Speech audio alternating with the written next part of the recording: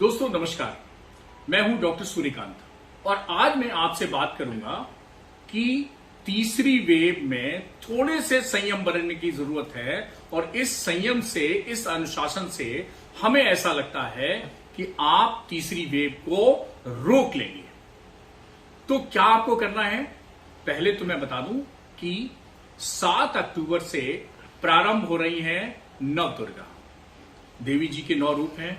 9 दिन आप व्रत रखते हैं, देवी जी की पूजा करते हैं और उस पूजा में एक प्रार्थना कर लीजिएगा कि हमारा समाज, हमारे लोग, हमारे दोस्त, हमारे मित्र, सभी लोग कोविड एप्रोप्रिएट बिहेवियर का पालन करते रहें और कोविड की एंट्री अब थर्ड वेव के रूप में बिल्कुल ना होने दें। इस नवदुर्गे की प्रार्थना के बाद, 9 दिन निकलने के बाद पूजा करिएगा, देवी जी की पूजा करिएगा, अपने स्वास्थ्य की, अपने सबके समृद्धि की, घर परिवार के लोगों की, दोस्तों की, मित्रों की, और उसके साथ साथ आप एक विशेष ध्यान रखिएगा कि दोस्तों पे डिजिटल मुबारकबाद दे दीजिएगा, डिजिटल शुभकामनाएं दे दीजिएगा, लेकिन मिलने की कोशिश बिल्कुल मत करिएगा, आलिंगन की कोशिश बिल्कुल मत करिएगा और जब कहीं बाहर मिल भी जाएं तो नमस्ते ही करिएगा, क्योंकि हाथ मिलाया नहीं, इधर का कोरोना इधर, इधर का वायरस उधर, इधर का संक्रमण उधर। और दूसरी बात, फिर उसके बाद आपका दशहरा है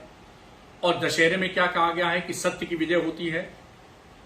तो सत्य यह है कि अभी हमें कोविड एप्रोप्रिएट बिहेवियर का पालन करना है, यानी घर से बाहर निकलते ही हमें मास्क लगाना है, हमें आपस में मिलने पे नमस्ते करना है, जहां मौका मिले वहां हाथ धोते रहना है और 2 गज की दूरी बना के रखना है। दशहरे के बाद भी हमारे यहां त्योहारों का सिलसिला चलने वाला है।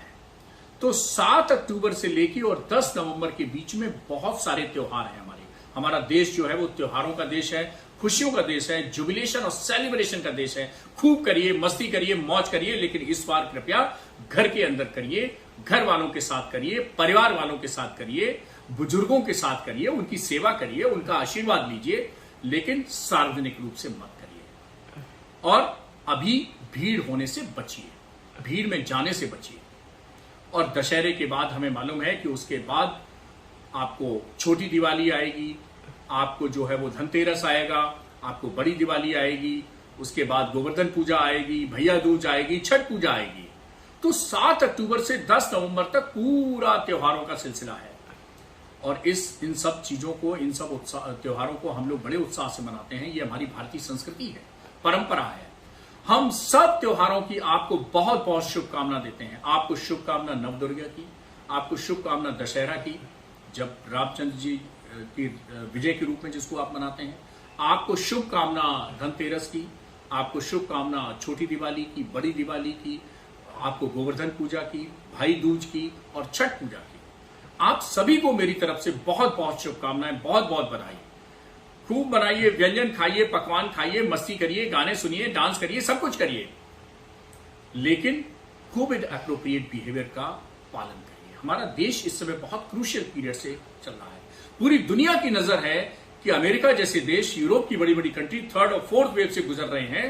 भारत में ऐसा क्या है? जी हां, भारत में कुछ तो है और वो सिद्ध करिए कि आप, और वो आप ही सिद्ध कर सकते हैं कि भारत में कुछ तो है। और ये समय आ गया है और मैं जैसा कहता हूं, नवंबर पार तो नैया पार। जी हां, अगर आपके अनुशासन ने, संयम ने, कोविड एप्रोप्रिएट बिहेवियर के रूल ने अगर नवंबर का महीना पार कर लिया तो दुनिया की कोई शक्ति आपको कोविड का 3rd वेव नहीं ला सकती है। आप जीत लेंगे।